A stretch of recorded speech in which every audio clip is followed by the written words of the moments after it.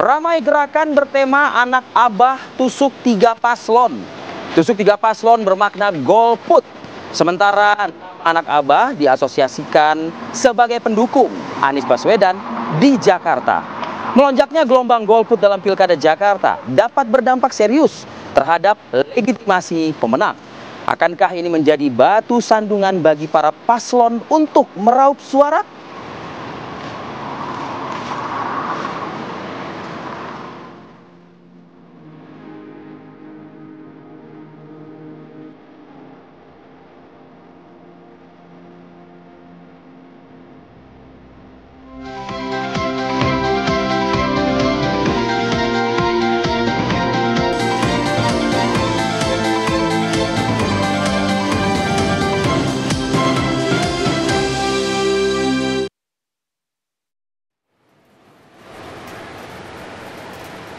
Anda menyaksikan Apa Kabar Indonesia Pagi, pemirsa. 925 hektar lahan di Taman Nasional Waikambas, Lampung Timur, Lampung terbakar. Kebakaran cepat membesar karena banyaknya padak rumput yang kering akibat kemarau panjang. Petugas pemadam kebakaran gabungan juga sempat kewalahan pada saat memadamkan api karena sulitnya sumber air di sana. Sejak beberapa pekan terakhir, kebakaran hutan sudah terjadi di beberapa wilayah. Hingga kini belum diketahui secara pasti apa penyebab kebakaran hutan. Namun diperkirakan kebakaran terjadi lantaran ulah oknum manusia yang ingin melakukan kegiatan perburuan liar secara ilegal.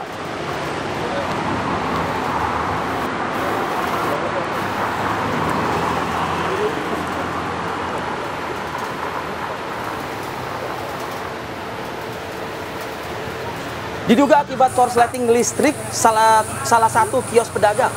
Puluhan kios di Pasar Bojong Meron, Cianjur, Jawa Barat ludes terbakar.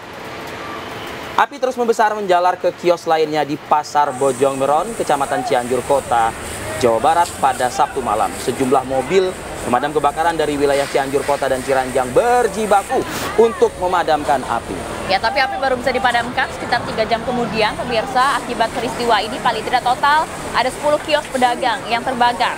Polres Cianjur juga terus masih menyelidiki ya, sebenarnya apa sih penyebab dari kebakaran ini yang kemudian menghanguskan ada 10 kios di pasar tersebut.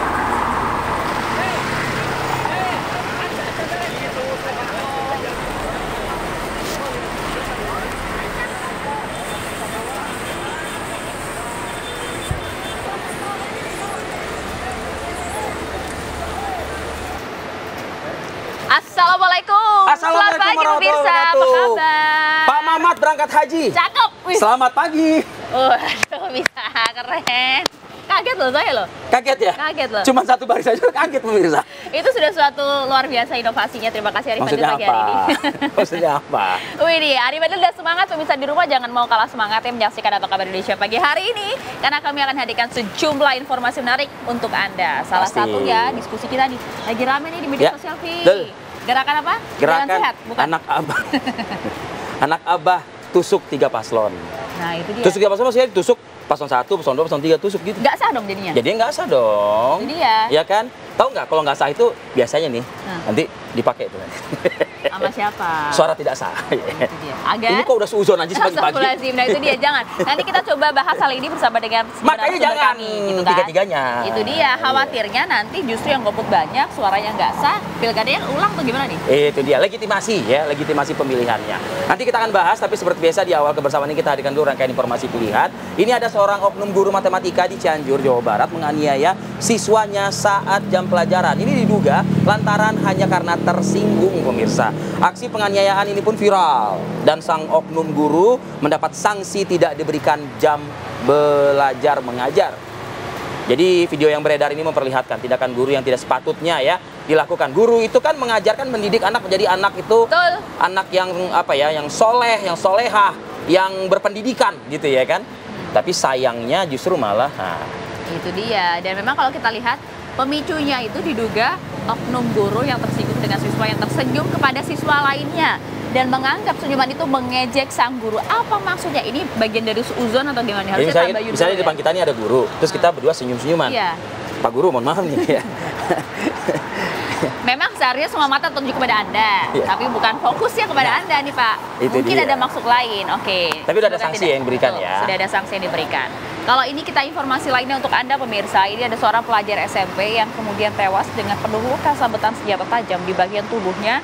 Korban meninggal dunia akibat tawuran untuk sesama pelajar di Kabupaten Bekasi, Jawa Barat, Jumat malam. Korban bernama Fatir, warga Kampung Tapak Serang di Desa Lenggah Jaya, Kecamatan Cabang Bungin, Kabupaten Bekasi, ini tewas dengan luka di sekujur tubuhnya. Korban memang menderita luka yang begitu parah akibat terlibat aksi tawuran dengan pelajar lainnya di Jalan Pertamina di Desa Jaya Bakti, Kecamatan Cabang Bungin, Kabupaten Bekasi, Jawa Barat. Ya, korban ini sudah mendapatkan perawatan medis di Rumah Sakit Polri, Kramat Jati, Jakarta Timur. Maksud kami untuk dilakukan proses otopsi ya. Jadi proses otopsi sudah dilakukan dan kasus ini akan ditindaklanjuti oleh Polres Metro Bekasi. Petugas juga diketahui ini masih memburu para pelaku dari aksi tawuran lainnya. Padahal udah dikasih tahu akibat dari aksi tawuran ini apa. Kemudian patroli polisi juga udah terus dilakukan begitu ya. Mengapa masih terus terjadi? Informasi lain untuk Anda pemirsa, ini akibat terlilit hutang judi online. Seorang suami yang gelap mata nekat membunuh istrinya sendiri. Kami hadirkan informasinya untuk Anda. Nanti bisa jeda sesaat lagi.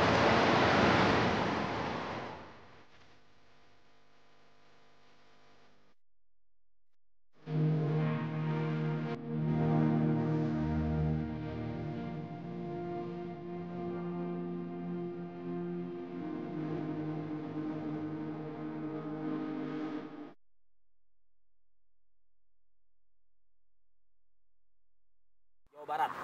Ini menangis liris tim Reskrim Polres Sumedang.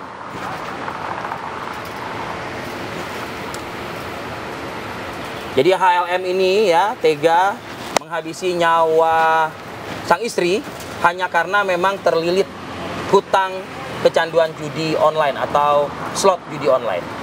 Nah, ini seperti apa duduk perkara dan juga pengungkapan dilakukan oleh pihak kepolisian. Kita coba menyapa, ada narasumber kami, ada Kasat Reskrim Polres Sumedang ya, Ibtu Uyun Saiful. Selamat pagi Pak Kasat. Selamat pagi Pak Kasat, Assalamualaikum. Waalaikumsalam, selamat pagi Bang Ari dan Mbak Maria. Selamat pagi Bapak. Pak, bisa dijelaskan Pak, ini pelaku adalah suaminya sendiri dan nekat menghabisi nyawa dari istri ini hanya karena terbelit hutang judi online, begitu Pak?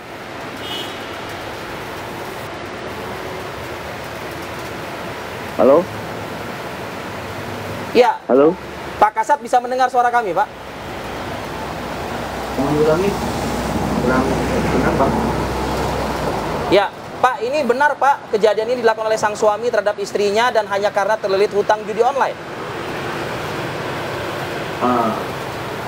Betul Bang. Jadi perlu kami sampaikan bahwa si pelaku ini memang merupakan suami daripada korban. Nah, suami ini sebelumnya itu memang dia sering bermain permainan melalui online ya. Akhirnya sudah sekian lama dia meminjam uang kepada teman-temannya bukan karena dari judi online itu sendiri, tapi dia hutang-hutang untuk bermain itu, untuk top up ya, jadi seperti itu. Nah, di mana permainan-permainan yang dia lakukan itu menimbulkan hutang itu kepada orang lain, sehingga baik itu temennya, lingkungan dia sendiri, akhirnya banyak yang menagih,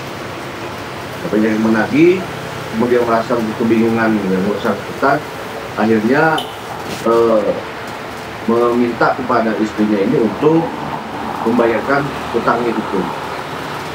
Demikian, Pak. Oke, tapi sebelumnya memang ada cekcok atau bagaimana sih Pak? Apakah memang hanya karena permasalahan ini saja kemudian tega istri jadi pelampiasan istrinya gitu? Betul. Oke. Baik, Bang. Jadi memang sebelumnya ini sekitar 6 bulan yang lalu memang sering terjadi keributan di antara suami istri ini, bahwa gajinya korban ini juga dipegang sama pelaku. Kemudian si pelaku juga sering menggunakan uang milik ataupun hasil kerja daripada istrinya. Di samping itu juga kekesalan dari istrinya ini dengan adanya sikap suaminya ini mulai menimbulkan emosi ya, menimbulkan emosi hingga terjadi keributan di tengah rumah itu. Sang suami sendiri punya mata pencaharian, Pak Kasat? Siapanya? Gimba. Sang suami punya pekerjaan tetap nggak? Pak suami punya pekerjaan juga sebagai security, Mbak. Oh. Oke. Tapi dikenal oleh warga setempat, pelaku ini seperti apa sih Pak, secara pribadi? Secara pribadi baik ya, secara pribadi baik dengan warga sekitar juga, hubungan komunikasi juga baik, tidak ada persoalan-persoalan. Oke. Ya, Baik. tapi memang tadi Jerat hukum yang diterapkan terhadap pelaku, Pak? Gimana, Bang? Untuk pasal dan juga jerat hukum yang disangsikan kepada pelaku, Pak, silakan. Baik, terhadap terduga pelaku kita diterapkan pasal karena ini hubungan suami istri ya, diterapkan pasal 44 ayat 3 Undang-Undang RI nomor 23 tahun 2004 tentang kekerasan dalam rumah tangga, diuntukkan kepada pasal 338 untuk pasal 351 ayat 3 kuhap pidana. Baik. Di mana dengan pasal tersebut ancaman 15 tahun. Kemudian kami 15 tahun, baik. bersama dengan Reskrim Polsek Jatinangor melakukan penyelidikan dan kami dapat mengamankan terduga pelaku, alhamdulillah di bawah 24 jam. Baik. Baik. Terima kasih banyak Pak Kasat atas waktunya pagi hari ini. Salam sehat untuk Anda dan jajaran di sana. Assalamualaikum. Baik. Pesan moralnya adalah stop ya berjudi, karena judi itu haram, judi itu tidak baik, Buat gelap mata. Merusak segala-galanya lah judi itu ya. Oke, kita tinggalkan tema tadi, berlanjut untuk ke segmen berikutnya. Langsung kita akan berdialog perihal ajakan yang viral di media sosial. Anak abah tusuk 3 paslon. Waduh. Ya, ini gerakan semacam apa? Khawatirnya kemudian nanti bisa merusak sistem pemilu kita. Saat lagi kami bahas untuk Anda.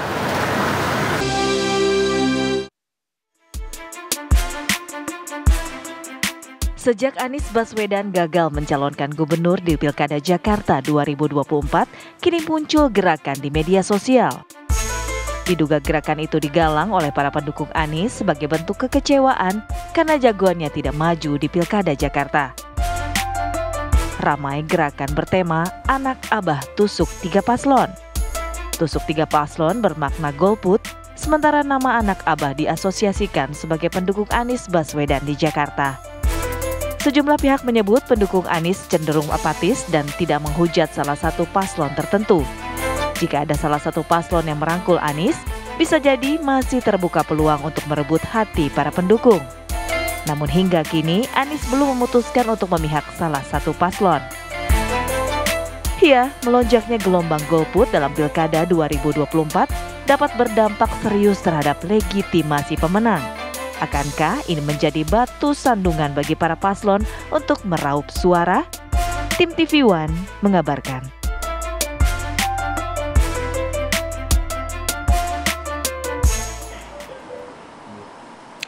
Ya pemirsa, langsung saja kita bahas hal ini bersama dengan sejumlah narasumber kami. Pemirsa, ini sudah hadir di studio, sudah ada Bang Syahrin, juru bicara dari Anies Baswedan. Selamat pagi. Selamat pagi, Assalamualaikum Bang. Siap. Ini Bang atau Abah Syahrin? Nggak mau tanya Bang. Anak abah bukan? Yang ini pasti anak abah kalau yang ini. Kata siapa? Jangan justifikasi orang loh. Itu we the people loh. We the people. Anak rakyat. Anak rakyat. Bukan anak abah. Bukan. Stemnya beda stemnya. Kalau yang ini nih, wah ini anak Indonesia. Indonesia. Mas Hairul Umam, selamat pagi. Analis politik dari Universitas Paramadina. Selamat pagi, Assalamualaikum Mas. Selamat pagi. Waalaikumsalam warahmatullahi wabarakatuh. Dan juga sudah tersambung melalui sambungan Zoom ada Mas Idam Holik, ini penting. Komisioner KPU. Selamat pagi, Mas Idam. Mas Idam, selamat pagi. Assalamualaikum Mas. Selamat pagi Mbak, Mas, selamat pagi semuanya. Baik, Ya. kita nanti mohon arahan dan petunjuk ya. Nah, ini core nih soalnya. Nah, tapi sebelumnya saya mau ke Bang Syahrin dulu, Bang. Jadi gimana, ini ramai sekali kemudian berbagai seruan-seruan, termasuk juga sempat di awal ada seruan untuk memilih untuk tidak hadir ke TPU. Kemudian habis itu juga ada beberapa hal lain termasuk juga seruan untuk mencoblos 3 paslon yang ada. Ini kan kemudian membuat suara tidak sah marak di DKI Jakarta. Khawatirnya seperti itu. Ini kemudian memang ada agenda setting di luar sana atau seperti apa? Ada andilnya? Oh, jadi ini harusnya dilihat sebagai ekspresi aspirasi warga yang justru tidak tertampung di elit politik. Kan kita tahu bahwa kemarin-kemarin di pilkada aspirasi warga 40-50% itu meminta Anies untuk maju di pilkada DKI Jakarta misalnya. Tapi ternyata kan itu tidak terakomodasi oleh elit partai politik. Elit berkumpul di satu titik dengan nilai. Nah, yang kedua bahwa ekspresi kekecewaan itu, nah ini mau ditumpahkan kemana? Karena ketika dilihat surat suara itu kan tidak ada gambar orang ataupun figur sosok yang diinginkan oleh pemilih. Nah, yang ketiga ini juga bisa menjadi bagian dari gerakan untuk melawan keputusan elit yang tidak merefleksikan aspirasi warga kebanyakan. Nah, kita lihat kalau misalnya di satu pasangan calon tunggal itu kan ada kotak kosong dalam kertas suara, sehingga ketika dia tidak setuju dengan calon, maka kotak kosong itulah yang menjadi pilihan. Dan itu banyak terrefleksi, apalagi sekarang misalnya ada sekitar 40-an lebih kotak kosong. Dan kalau kita lihat pemilu-pemilu sebelumnya, ada juga beberapa kotak kosong yang menang. Tapi di Jakarta kan ada 3 pilihan, Bang Sahri. Maksudnya kalau lebih dari 2, kenapa tidak? Karena kan tidak selamanya dari kertas suara yang ada atau pilihan-pilihan yang ada itu merefleksikan apa yang menjadi aspirasi warga masyarakat. Bisa jadi dari yang ada itu ya tidak ada satupun misalnya yang menjadi bagian dari aspirasi warga masyarakat. Sehingga mestinya ada akomodasi terhadap non pilihan itu. Bagaimana tim Anies Baswedan sendiri menyikapi maraknya gerakan ini? Ya, kalau kita melihat yang pertama adalah refleksi kekecewaan warga, dan kami melihat ya wajar warga kecewa. Wajar ada perlawanan terhadap elit politik yang tidak mengakomodasi aspirasi warga. Ini wajar kan? Itu wajar. Ini wajar. Nah, oleh karena itu dari sisi kita bahwa kita melihat mestinya yang digali adalah apa yang menjadi faktor kekecewaan. Apa yang jadi latar belakang kekecewaan? Tentunya latar belakang kekecewaan ini karena begitu besarnya harapan terhadap sosok Anies. Tapi kan proses pendaftarannya sudah lewat, ya, maksudnya gini, apa yang menjadi dasar harapan terhadap sosok Anies? Karena sosok Anies selama bertugas menjadi gubernur, nah kita melihat bahwa banyak hal yang telah dilakukan untuk paling tidak misalnya terhadap orang yang lemah, orang yang kecil, perkampungan, yang kita tahu masih masalah misalnya Kampung Bayam, ya kan, kampung-kampung yang lain misalnya. Nah ini kan refleksi itu mereka bahwa kekecewaan terbesar itu adalah ketika Anies tidak maju. Tapi kan sistem perpolitikan di tanah air kita itu kan membatasi 5 tahun 2 periode kan begitu, Bang? Iya, maksudnya adalah nggak terkesan nih gerakan ini kayak mau seumur hidup nih kayaknya kalau bisa Anies saja bukan. Maksudnya begini.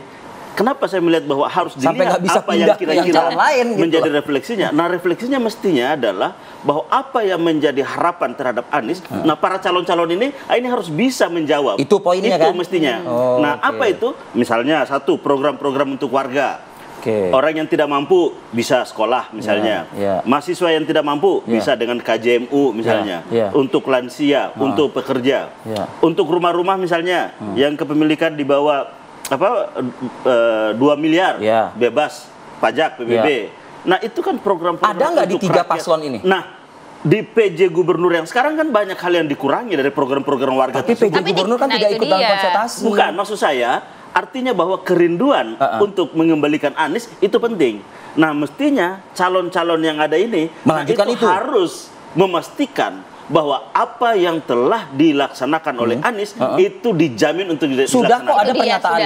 Siap melanjutkan kok, Bang. Nah, itu kan perlu dilihat kan. Satu, apakah memang ini hanya sekedar ucapan gitu kan? Ataukah ini benar-benar konkret terrefleksi dalam komitmen. Nah, kita lihat. Nah, untuk itu kita ingin membangun sebuah tradisi politik di mana kepentingan masyarakat ini terkontrak dengan calon. Sehingga kayak dulu misalnya masyarakat warga beberapa kampung tidak bisa berusaha oleh Anies, dibuat kebijakan sehingga mereka punya kakak, punya untuk bisa berusaha kembali. Iya. Oh, itu hal yang wajar katanya, ini bentuk kekecewaan. Tapi Mas Umam punya pandangan yang berbeda tidak soal ini? Dijawabnya nanti ya, sesaat lagi usai jeda.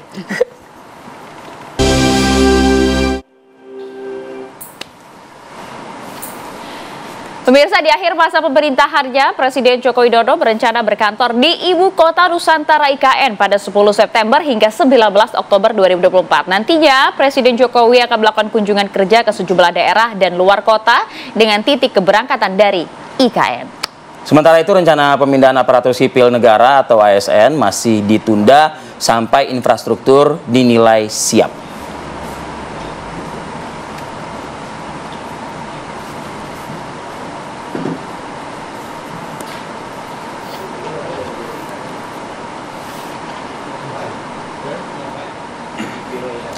Dalam lawatannya ke Malaysia, Menteri Pertahanan Republik Indonesia Prabowo Subianto bertemu Perdana Menteri Malaysia Anwar Ibrahim. Dalam pertemuan tersebut, Menhan Prabowo dan PM Malaysia berbincang terkait dengan komitmen kerjasama bilateral kedua negara. Presiden terpilih Republik Indonesia Prabowo Subianto dan Anwar Ibrahim sepakat menguatkan hubungan Republik Indonesia-Malaysia di berbagai bidang untuk menjamin dan memperkuat kerjasama regional ASEAN. Kerjasama pertahanan kedua negara akan semakin signifikan baik di bidang industri pertahanan, pendidikan, operasi dan latihan, serta kerjasama lainnya. Ya, baik Prabowo maupun Anwar Ibrahim ini sama-sama sepakat untuk terus memperkuat hubungan dan juga kerjasama regional ASEAN.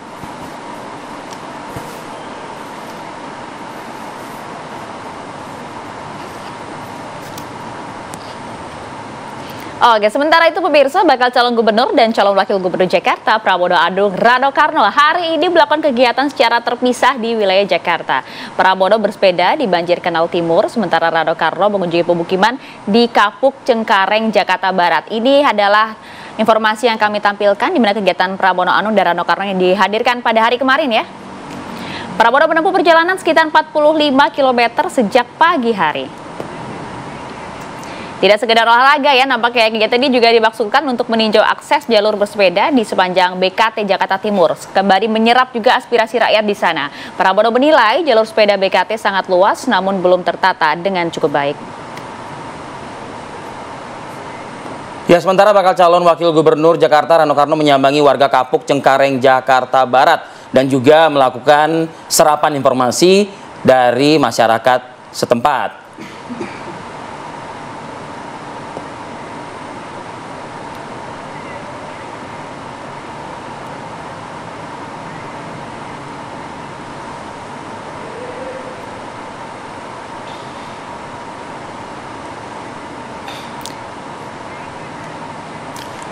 Sementara itu, bakal calon gubernur Jakarta Ridwan Kamil menyambangi Badan Musyawarah Betawi di kawasan Jatinegara, Jakarta Timur. Ridwan Kamil berjanji melestarikan budaya Betawi dalam pembangunan Jakarta ke depannya. Ridwan Kamil datang dengan menggunakan pakaian khas, peci dan sarung. Ia disambut Ketua Umum Bamus Betawi Muhammad Rifki alias Eki Pitung. RK menyatakan bersama wakilnya Suswono memberikan perhatian lebih terhadap kelestarian budaya Betawi untuk memajukan Jakarta yang akan dijadikan kota global. Ya, sementara menurut Eki Pitung sendiri, pertemuan Ridwan Kamil dengan masyarakat Betawi sudah direncanakan jauh-jauh hari sebelum pendaftaran calon gubernur ke KPU.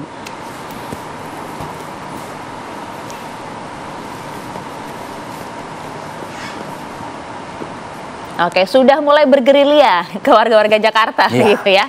Mas Umam, melihat hal ini, kalau kita tahu kan hak pilih itu kan merupakan hak dari setiap masyarakat, para pemilih gitu. Tapi di satu sisi mereka juga berhak juga untuk memberikan hak pilihnya atau tidak. Tapi bahaya juga kalau kemudian seruan ini cukup masif terjadi nanti pada saat Pilgub Jakarta. Anda melihatnya seperti apa? Ya, tadi disampaikan bahwa di dalam sistem kepemiluan di Indonesia dan demokrasi secara umum bahwa memilih itu adalah hak. Artinya ya bisa memberikan hak, bisa tidak memberikan hak. Tetapi kalau misal kemudian untuk tidak memilih kemudian menjadi ajakan dalam skala yang cukup masif, sebenarnya dalam konteks politik secara general itu sebagai simbol perlawanan, dan itu terjadi di beberapa kesempatan, mulai dari dulu di era Orde Baru, kemudian di beberapa kasus demokrasi mutakhir ya.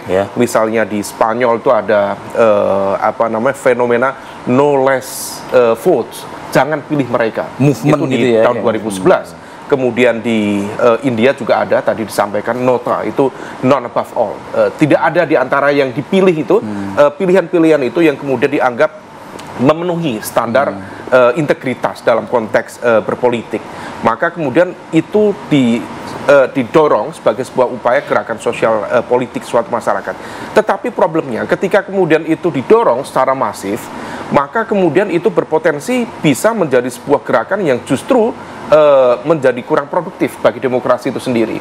Nah, ini yang kemudian diantisipasi oleh legislasi kita di Undang-Undang 7 nomor 2000, Undang-Undang nomor 7 tahun 2017 tentang pemilu itu, terutama kalau nggak salah di pasal 284 itu ada satu poin, terutama di poin yang kedua itu terkait dengan ajakan atau dorongan yang kemudian kalau misal memberikan hak suara, tetapi kemudian impact-nya adalah untuk menghasilkan suara yang tidak sah. Memang kalau misal kita cermati di komentar-komentar di sosial media, upaya ini dilakukan sebagai sebuah bentuk protes ya, ketidakpercayaan terhadap proses politik yang kemudian menghasilkan pilihan-pilihan politik yang tidak sesuai dianggap mereka dengan aspirasi publik. Nah, ini yang kemudian kalau misal kita merujuk di undang-undang tadi, itu bisa menjadi bagian dari pidana pemilu. Bahkan kalau misal bisa dipidana nih? Bisa menjadi pidana dengan beberapa syarat. Misalnya kalau misal dirujuk ke pasal 515 di Undang-Undang Pemilu juga, maka ajakan semacam itu yang dilakukan satu dalam konteks ajakan pada hari H pencoblosan, kemudian ajakan itu menggunakan mekanisme transaksional baik dalam bentuk uang atau materi lainnya, itu bisa kena pidana 3 tahun penjara dan denda sekitar 36 juta.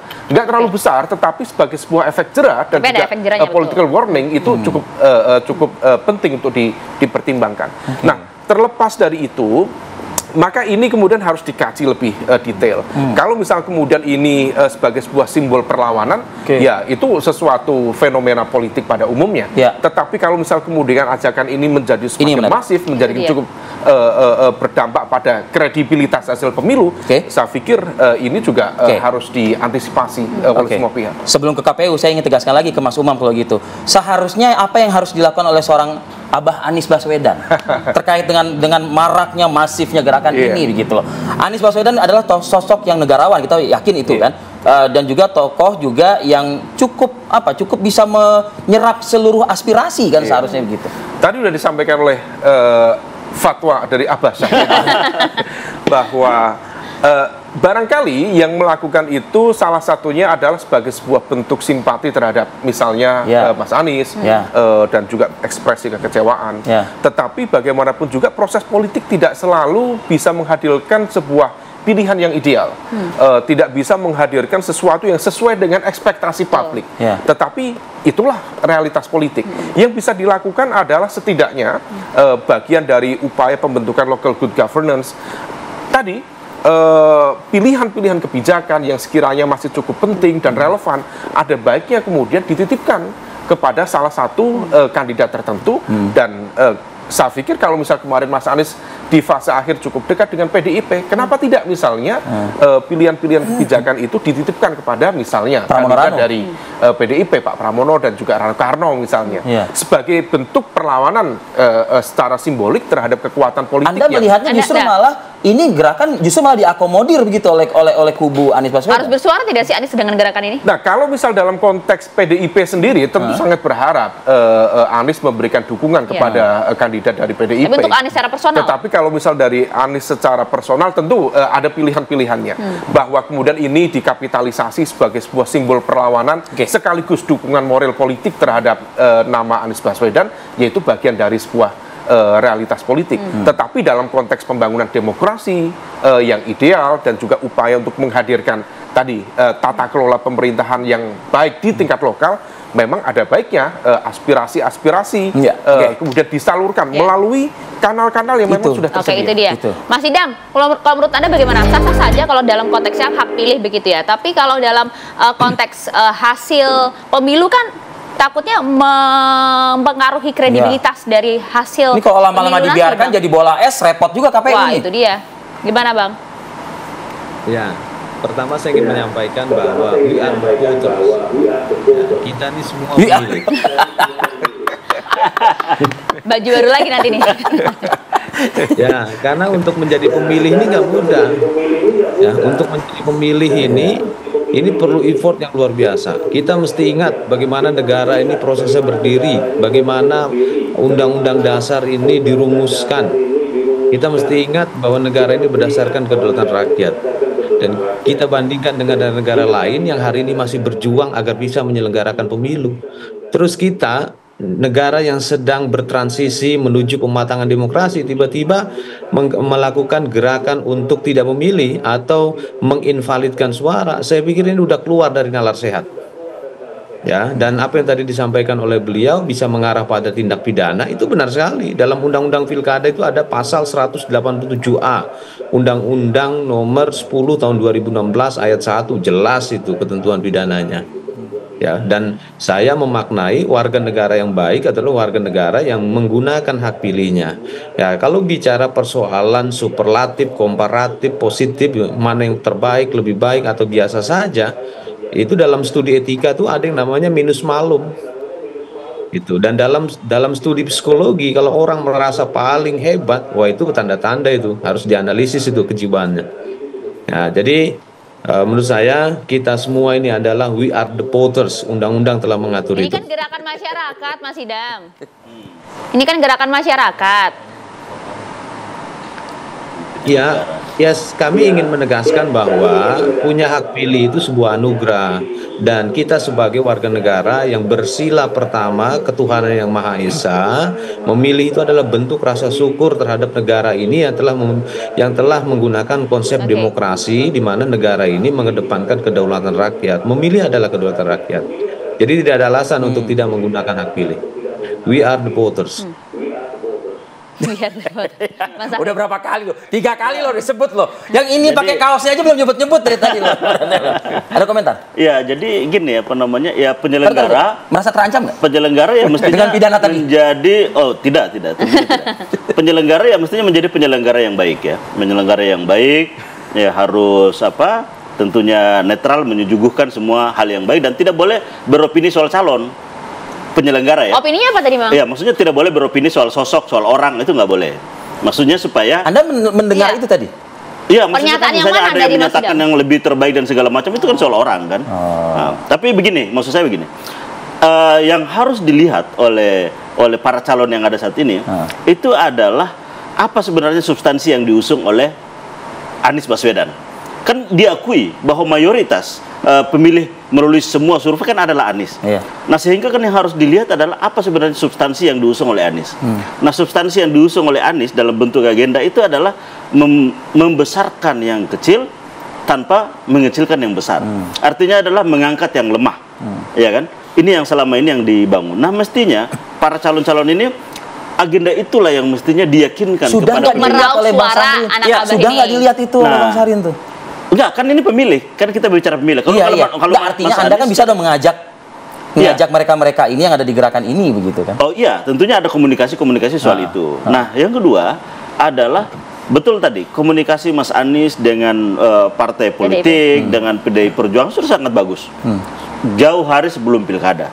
Bahkan sebagaimana yang sudah disampaikan di forum ini juga, ya komitmen yang terbangun adalah justru komitmen terhadap keberpihakan terhadap rakyat. Nah gitu.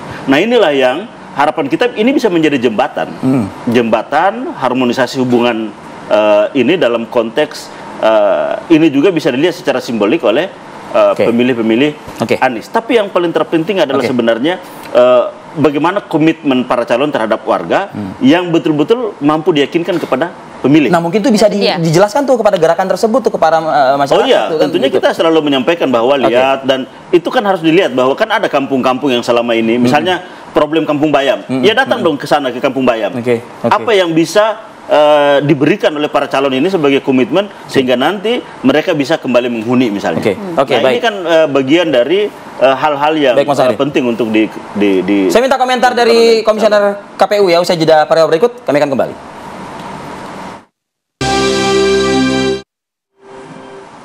Oke, lanjut lagi kita diskusi kita pada pagi hari ini. Saya ingin ke Komisioner KPU RI, Mas Idam Holik. Mas Idam, tanggapan Anda dari pernyataan Bang Syahrin tadi yang menyebutkan KPU seharusnya netral.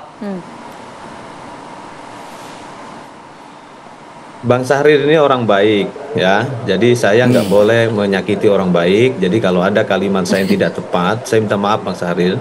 Dan saya tahu pada ujungnya Bang Syahrir ini mengingatkan tentang arti penting demokrasi, arti penting pilkada, arti penting suara ya. Dan nanti saya yakin Bang Syahrir ini akan mengingatkan tentang arti penting datang ke TPS. Itu keyakinan saya dan menggunakan hak pilih dengan tepat. Anda yakin itu, Mas Idam? Makasih Bang Syahrir udah coba menjadi pemantik diskusi ya tentang arti penting suara. Nah, soal pidana tadi, apakah ini sudah masuk ke ranah pidana dan KPU bisa menindaklanjuti pidana ini?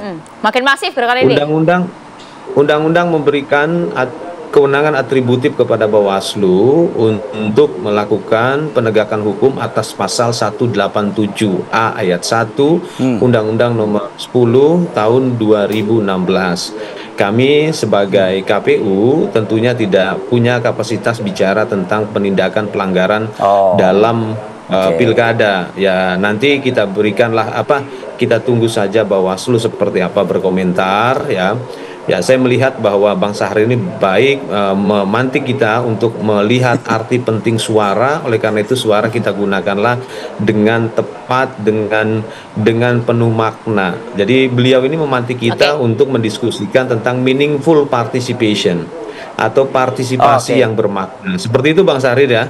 Oke. Nah, dari KPU sendiri menyikapi gerakan atau eskalasi massa yang kita melihatnya ada potensi nih ya, semakin besar begitu. Bagaimana KPU menyuarakan ajakan begitu, terutama mungkin langsung ke Anies Baswedan gitu loh misalnya. Ya, yang jelas gerakan atau ajakan untuk tidak menggunakan hak pilih atau membuat hak pilih atau suara menjadi invalid itu ada tidak sekedar pada perilaku near-etis atau unethical behavior atau unethical movement, tapi bisa mengarah pada tindak pidana. Saya yakin yang dimaksud Bang Syahrir itu beliau ingin memantik pada kita diskusi tentang meaningful participation atau partisipasi dengan penuh makna. Suara itu sangat bernilai ya, dan saya sih belum mendengar Bang Syahrir selama ini golput, belum pernah mendengar saya. Bang Syahrir sendiri pasti ke TPS itu kalau pada saat pemilu, bener Bang ya? Seperti itu. Silakan Bang Syahrir. Bang. Meaningful participation. Nah itu tadi ya kuncinya itu. Bahwa bagaimana partisipasi itu bermakna. Kan warga ini kan punya harapan-harapan. Harapan-harapan itu terrefleksi dalam bentuk partisipasi. Politik itu adalah kontestasi untuk memilih yang terbaik. Gitu kan. Nah sehingga tentunya memang betul bahwa ketika semua yang pilihan yang ada, ya harus dipilih yang kalaupun tidak ada yang terbaik, yang paling kecil mudaratnya, kan begitu hukumnya itu kan. Nah untuk itu maka semua ini kan ada tahapan-tahapannya, ada fase-fasenya.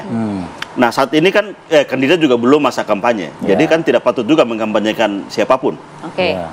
Yang kedua, paling tidak maksudnya maksudnya si Bang Idam adalah paling tidak Anies Baswedan menyuarakan untuk masyarakat berpartisipasi. Udah pasti. Gitu. Ini kan harus akan tidak seperti itu. Pasti harus berpartisipasi. Semua warga masyarakat dengan hak memilih harus melakukan hak itu. Karena kalau tidak memilih yang terbaik, maka yang jahat yang akan terpilih, kan begitu. Nah untuk memilih itu, dengan cara yang benar artinya, jangan kemudian suaranya nggak sah. Enggak dong, kan harus sah. Nah untuk harus sah kan berarti kan ada pilihan-pilihan yang tepat. Nah tentunya siapa pilihan yang tepat? Nah inilah yang harus ada jelas kriteria-kriteria untuk memilih yang tepat. Nah jadi kami melihat bahwa justru tahap ini itu adalah tahapan di mana para calon meyakinkan kepada warga bahwa apa yang telah dilakukan oleh Anies, mereka memiliki komitmen dan memastikan bahwa itu akan dilaksanakan. Nah, kalau itu bisa terjawab, kami sangat Selesai. yakin bahwa itu akan menjadi bagian dari jembatan Dan seorang Anies Baswedan tentu akan menjadi tokoh negarawan yang akan mengajak kan tentunya kan? Oh ya, Anies Baswedan tidak akan menghimbau atau mengajak untuk golput. Itu satu. Oke, tapi mengajak untuk memilih salah satu pasangan calon mungkin tidak? Ya, Anies Baswedan kan punya Menentukan pikiran-pikiran, punya gagasan-gagasan terhadap siapa calon yang terbaik. Iya. Untuk mendapatkan calon yang terbaik, yang saat ini ada kan 3. Ya. Nah, di antara 3 ini, mana kira-kira yang dianggap, yang dilihat, memiliki komitmen untuk melaksanakan Wow, berarti apa nanti saja salah yang... saat pada saat sesi debat kandidat calon gubernur, panelisnya Anies Baswedan. Mas Umam, ini gerakan apa nih Mas Umam? Anda melihat sinyal-sinyalnya arahnya ke untuk memaintain apa nih? Untuk eskalasi Suara yang begitu besar yang di begitu Jakarta. besar gitu atau seperti apa? Memang cukup beragam ya. Kalau misal kemudian ini dilakukan, ya sebenarnya begini, meaningful participation itu juga mensyaratkan adanya meaningful aspiration. Nah, meaningful aspiration itu yang kemudian juga harus dicerna bahwa dalam proses politik itu juga seharusnya tidak memfait accompli masyarakat, memfait accompli para pemilih. Nah, maka kalau misal kemudian ada gerakan semacam ini, bisa saja ini sebagai sebuah simbol ketidakpercayaan publik terhadap proses politik yang terjadi. Karena ini basisnya adalah trust terhadap penyelenggara pemilu dan trust terhadap penyelenggaraan pemilu. Nah, kalau misal kita cermati, itu apa sih inginnya itu? Nah, salah satu yang dikampanyekan itu kan mencoblos semua pasangan calon. Tuh. Kenapa? Karena itu sebagai sebuah upaya untuk menghilangkan potensi-potensi penyalahgunaan surat suara yang kalau misal tidak mencoblos, golput nggak datang ke TPS, itu surat suara kosong bisa dimainkan oleh kekuatan-kekuatan tertentu. Nah, maka kemudian ini bisa dimaknai sebagai sebuah upaya barangkali simbol perlawanan, tetapi lagi-lagi apakah ini akan menghasilkan meaningful election atau tidak? Kalau misal ternyata tidak, Kan goalnya kan adalah election yang berkualitas gitu loh. election yang berkualitas.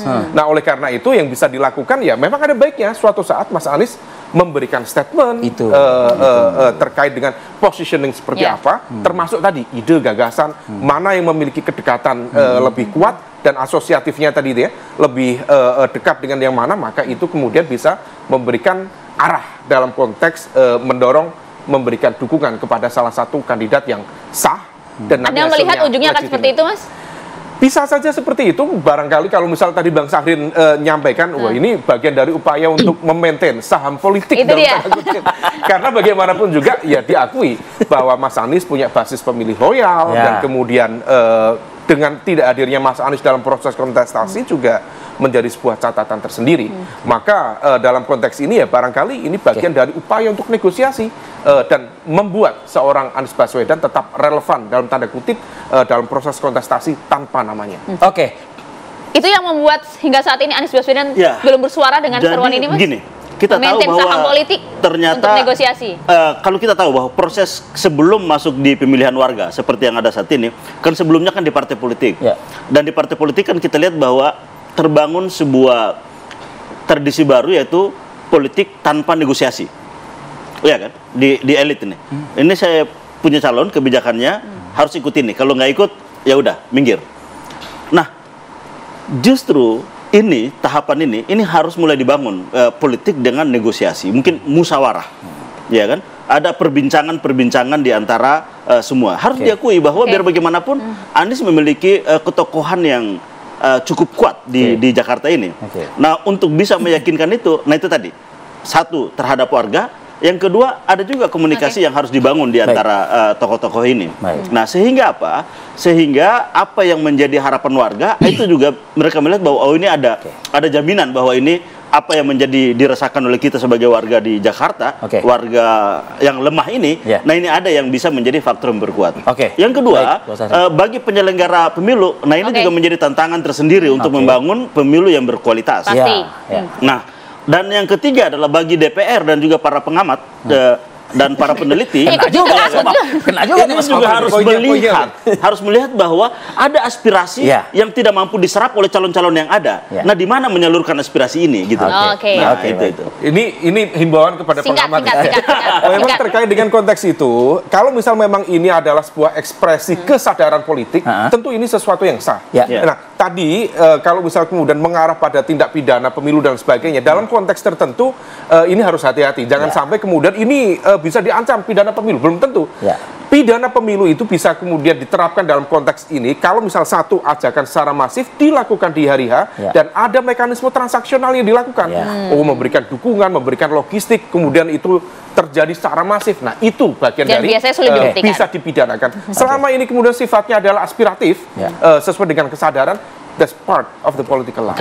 Oke, Mas Idam, terakhir Mas Idam, ajakan positif untuk voters ini dan juga people ini gitu juga. Agar menjadi meaningful election.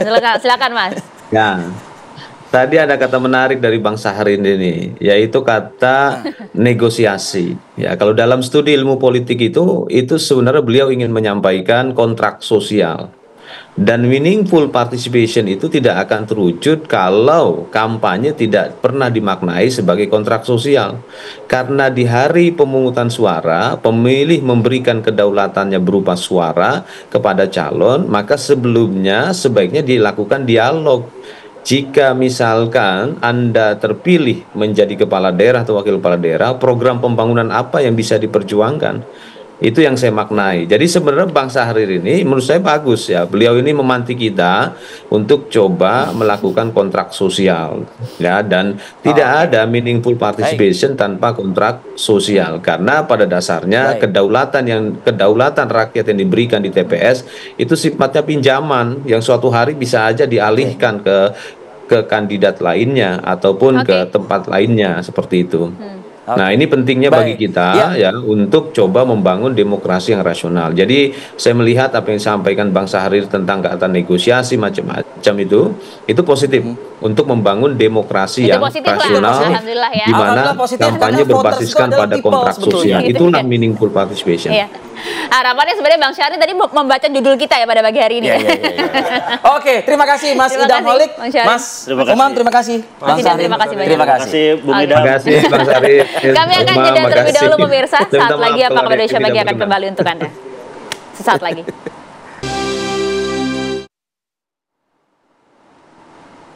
Kembali lagi di Apa Kabar Indonesia Pagi pemirsa. Kirap api PON ke-21 2024 Aceh Sumatera Utara kembali tiba di Banda Aceh setelah berkeliling di 23 kabupaten kota di Aceh hingga wilayah Sumatera Utara.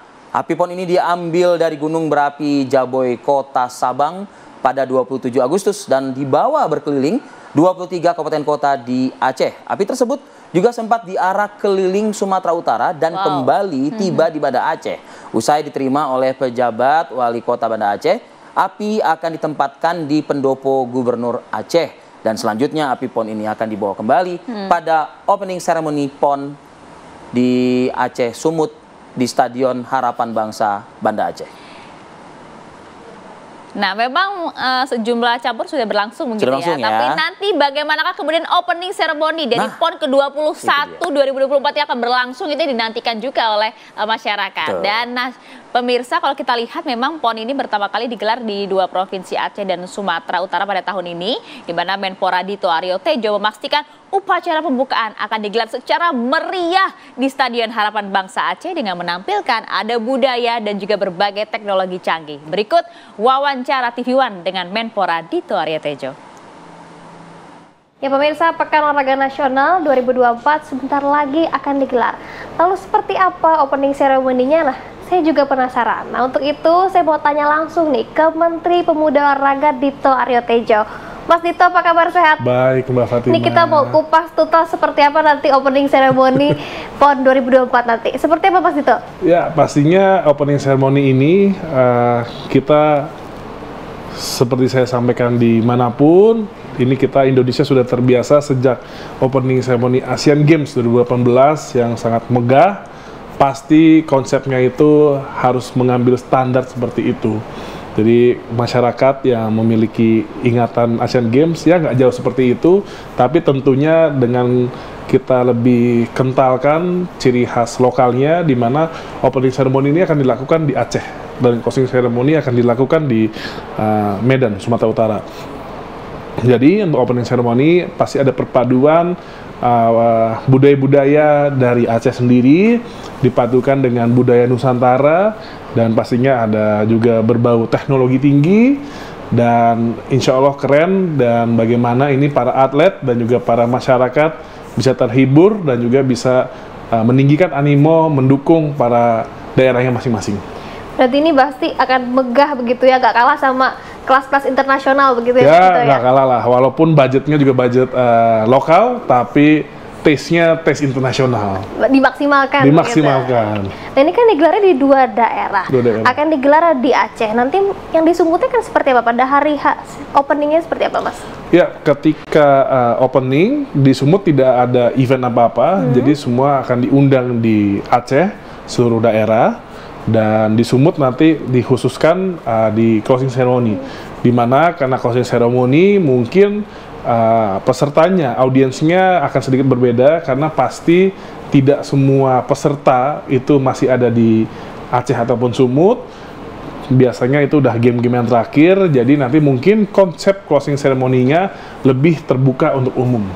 Berarti nanti akan difokuskan di Aceh openingnya, baru di closingnya di Sumut, begitu ya? Di Medan. Nah nanti Mas, kalau melihat mengukur tingkat keberhasilan dari opening ceremony ini kan biasanya merangkul UMKM, masyarakat sekitar, itu seperti apa Mas melihatnya? Ya, pastinya dengan gelaran opening, closing ceremony, dan khususnya PON secara keseluruhan, ini yang dampak multiplier efeknya itu salah satunya bagaimana bisa mengangkat ekonomi melalui UMKM dan pemaksimalan lapangan kerja masyarakat di sekitar. Jadi pastinya memang dari awal perhelatan PON ini sudah kita wajibkan menggunakan produk lokal dari daerah Aceh maupun Sumut, dan bagaimana memaksimalkan SDM dari Aceh dan Sumut ini bisa diikutsertakan.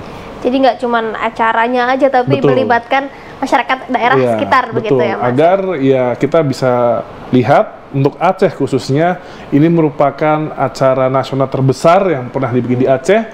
Jadi kita juga ingin masyarakat Aceh, anak-anak muda lokal di Aceh ini ikut serta berperan aktif dan juga mendapatkan knowledge untuk membuat dan mengelola event sebesar PON kali ini. Baik, nah Mas Tito, kemarin saya sempat lihat Mas Tito sebut bahwa PON ini pengen sukses administrasinya, ekonominya, acaranya ini. Maksudnya seperti apa nih Mas? Mungkin bisa dijelaskan? Ya, jadi dalam PON ini, kita ini sukses itu tidak hanya penyelenggaraan saja, tapi bagaimana PON ini sukses secara prestasi, di mana ini menghasilkan atlet-atlet yang nantinya bisa membawa nama Indonesia ke dunia, bagaimana PON ini sukses juga secara penyelenggaraan, jadi tadi seperti opening ceremony, closing, dan juga pertandingan, setting-settingan dan overlay setiap venue, itu kan sukses. Kalau bagus, itu namanya sukses. Dan juga sukses administrasi, di mana PON ini menggunakan postur anggaran yang berasal dari APBN pusat dan juga sebagian APBD. Nah, ini kan harus transparansinya dan akuntabilitasnya ini harus clear. Jadi kita tidak ingin selesai PON ini meninggalkan baik itu hutang ataupun meninggalkan masalah yang di kemudian hari bisa membebani para pejabat yang ikut mengurus PON ini. Dan terakhir adalah PON bisa meningkatkan ekonomi daerah. Ya, ini yang kita harapkan, multiplier efek dari penyelenggaraan event olahraga ini bisa mengangkat baik itu dari promosi ekonomi UMKM dari daerah Aceh dan Sumut khususnya. Berarti memang berapa efek tersebut yang memang diharapkan bisa memajukan kedua daerah maupun daerah lainnya begitu. Nah Mas Tito, yang membedakan PON ini sama PON-PON sebelumnya seperti apa? Pastinya yang membedakan adalah dari segi wilayahnya pun ini sangat luas, satu Aceh, satu Sumatera Utara, dan ini yang mengakibatkan agak bengkaknya cabang olahraga, di mana masing-masing daerah ini ingin memiliki cabang olahraga yang jumlahnya tidak beda jauh. Jadi ini tapi akan menjadi evaluasi kita ke depan, agar ke depan PON ini benar-benar setelah selesai, ini venue-venue bisa manfaat buat masyarakat juga. Jadi bedanya pastinya ini menjadi PON yang paling ramai dan paling besar. Paling ramai, paling besar. Nah Mas Tito nanti pasti datang dong beri dukungan kepada para atlet. Pasti dong. Bagi badannya gimana nih di Aceh sama di Sumut? kita akan menyiapkan minggu pertama di Aceh dan minggu kedua di Medan, di Sumatera Utara. Berarti full datang, membantu atau memberi dukungan kepada para atlet. Besok saya akan terbang ke Aceh dan Aceh Tenggara, ke Aceh Selatan, ke Aceh Singkil. Aceh kan banyak, jadi ini momen juga buat saya kayaknya menarik. Ini mengenal Aceh keseluruhan. Dan nantinya juga di Sumatera Utara saya akan melakukan roadshow juga di seluruh daerah. Berarti fokus datang ke Aceh juga, ke Sumut juga melihat secara langsung.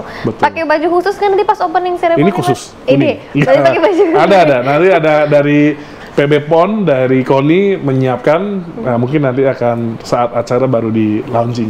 Oke, baik, kita bakal tunggu seperti apa. Mas Dito seragamnya nanti pas opening ceremony maupun closing ceremony. Siap.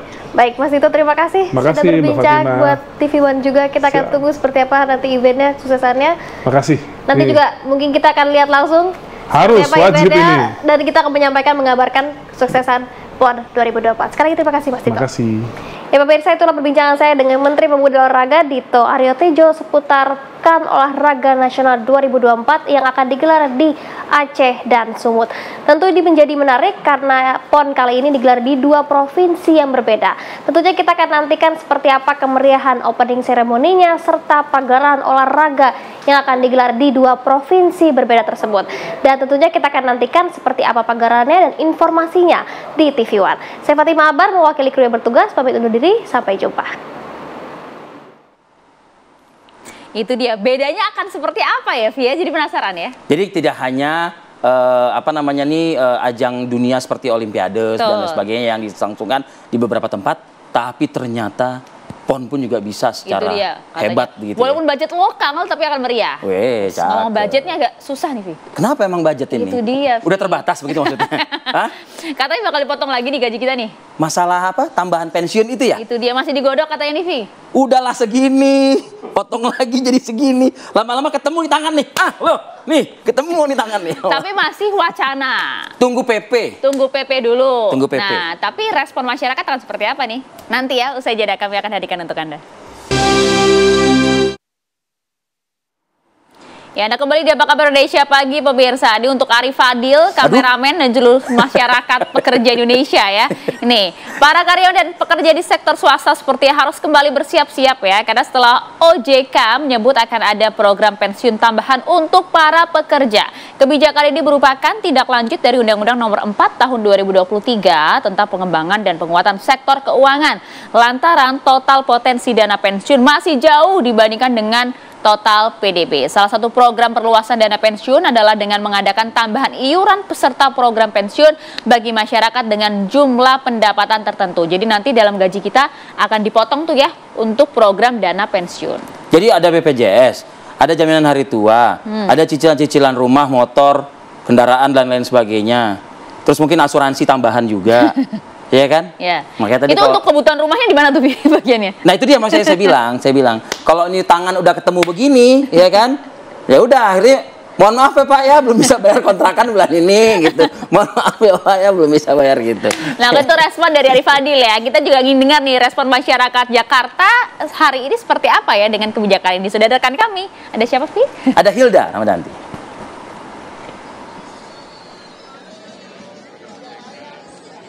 Ya baik, selamat pagi Ari Fadil dan juga Maria Segah. Betul sekali, akhir-akhir ini memang pemerintah kami akan memberlakukan kebijakan baru, yaitu pemungutan dana wajib untuk dana pensiun. Nah lantas bagaimana tanggapan dari para masyarakat ataupun pekerja yang memang sudah bekerja dan nantinya gajinya akan terpotong sedikit nih pemirsa untuk kebutuhan dana pensiun katanya. Nah sekarang sudah bersama saya dengan Mas siapa Mas? Saya dengan Yudi. Mas Yudi boleh cerita sedikit nggak? Udah tahu belum mengenai dana pensiun ini nih? Sekilas memang nggak mengetahui banyak, tapi sekilas tahu. Kira-kira dari Mas Yudi sendiri setuju atau enggak nih Mas? Gini, selama menjadi kebijakan pemerintah dan outputnya tercapai menjadi kemaslahatan umat, ya saya sih tetap mendukung ya. Tapi jika kajian tersebut belum terlalu mendalam, saya rasa bisa di review kembali. Gitu aja sih kalau dari sudut pandang kami sebagai masyarakat, kurang lebih seperti itu. Oke, lalu menurut Mas sendiri ini bakalan efektif nggak sih kira-kira nanti ke depannya kalau ada misalkan kebijakan ini akan diberlakukan nantinya? Yang penting sosialisasinya. sosialisasi nyampe nggak dari segala lapisan masyarakat. Kalau memang sosialisasinya dirasa kurang ya harus dimaksimalkan supaya tujuannya tersebut tercapai, itu sih.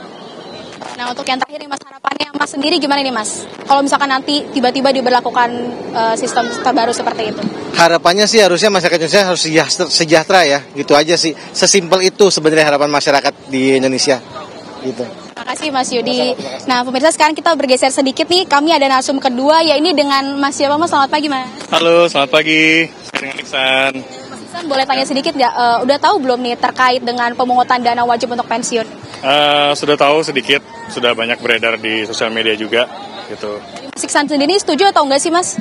Kalau saya pribadi ya, karena di kita ini sudah terlalu banyak potongan ya, pajak dan lain-lain, retribusi, saya mewakili diri saya sendiri dulu, saya kurang setuju, gitu. Karena apa? Kita sudah ada JHT, sudah ada potongan, mungkin dari perusahaan-perusahaan tertentu juga mereka sudah punya potongan untuk dana pensiun, seperti itu. Berarti menurut Mas Iksan sendiri ini nantinya akan efektif atau enggak nih? Kan kata Mas ini memang nanti kita akan dapat JHT gitu ya. Nah, kira-kira seperti apa nih Mas, efektif atau enggak nanti? Kalau untuk efektifnya Kita belum tahu ya, karena kalau untuk JHT sendiri sih alhamdulillah efektif ya untuk kita semua gitu. Nah, untuk harapannya ke depannya nih Mas, kalau misalkan nanti tiba-tiba akan diterapkan kebijakan tersebut seperti apa Mas? Kalau memang itu harus diterapkan gitu, saya harap pemerintah harus bisa mengkaji ulang lagi, hitungannya harus tepat, kemudian untuk penyalurannya juga harus tepat tepat sasaran dan mempermudah gitu. Terima kasih banyak Mas Iksan atas waktunya, selamat bekerja kembali. Ya begitulah Arif Fadil dan juga Maria beberapa tanggapan dari para pekerja ataupun masyarakat di sekitar CFD nih, Car Free Day pada hari Minggu pagi ini. Sementara demikian, kembali ke studio Arif Fadil dan juga Maria Segaf. Nah, kalau Hilda sendiri responnya gimana nih? Nanti kita tanya pas udah nyampe kantor ya. Oke, terima kasih Hilda Ramadhanti atas laporan saya, juga buat warga tadi yang tengah seru banget ngikutin acara Hari Bebas Kendaraan Bermotor di suasana Bundaran HI ya. Ramai sekali, tapi sekali lagi kita masih terus tunggu apakah nanti kebijakannya akan diturunkan melalui PP. Yang jelas kan besarannya kan tertentu. Itu dia, dan diharapkan tidak membebani para pekerja itu tadi ya. Kita tunggu nanti peraturan pemerintah akan seperti apa. Saya Maria Segaf, itu dia. Saya Maria Segaf dan Arif Fadil nggak mau nunggu lagi karena waktunya sudah habis, sudah di Apa Kabar Indonesia Pagi. Kalau gitu kita pamit dulu ya pemirsa ya. Saya Maria Segaf. Arif Fadil, terima kasih. Sampai jumpa. Sampai jumpa.